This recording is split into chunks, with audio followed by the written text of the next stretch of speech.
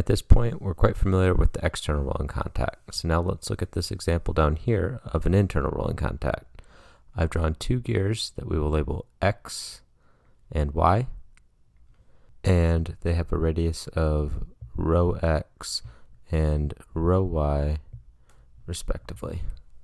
In the external rolling contact example, we looked at a point on X and a point on Y that instantaneously had the same velocity. In this example, that point is right here.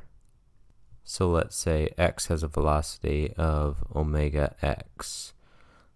We'll label this point PXY, and it would have a velocity of VXY.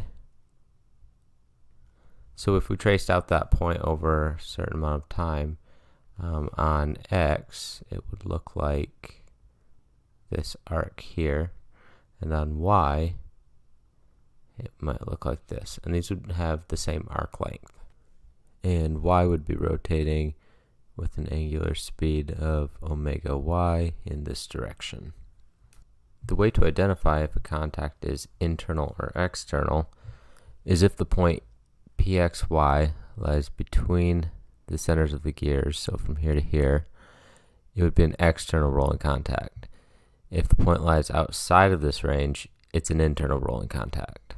In this case, the point lies outside the gear centers, so we're looking at an internal rolling contact.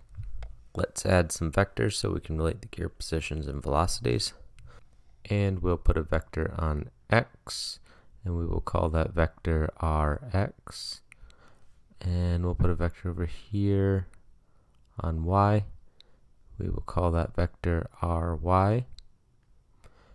And we will put a vector going between centers of the gears, and we will call that vector Rz.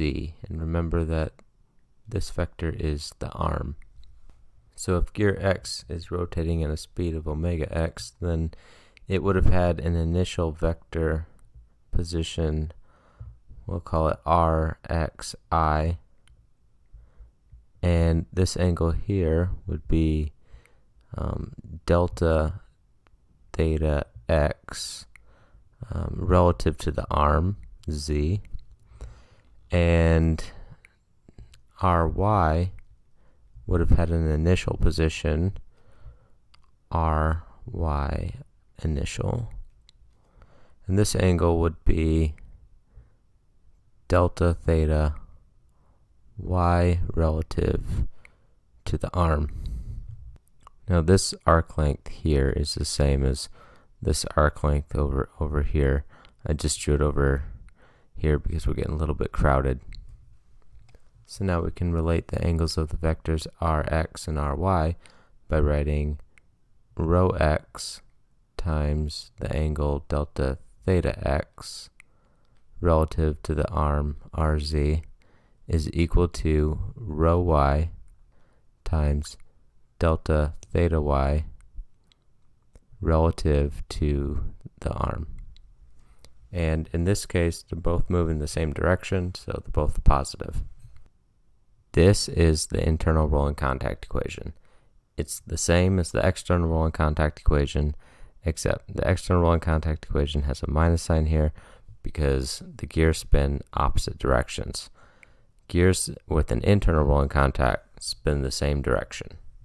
In the next video, we'll look at a planetary gear train that uses gears with internal rolling contacts. If you found this helpful, please click the like button and don't forget, hit subscribe so you can catch all of my latest videos.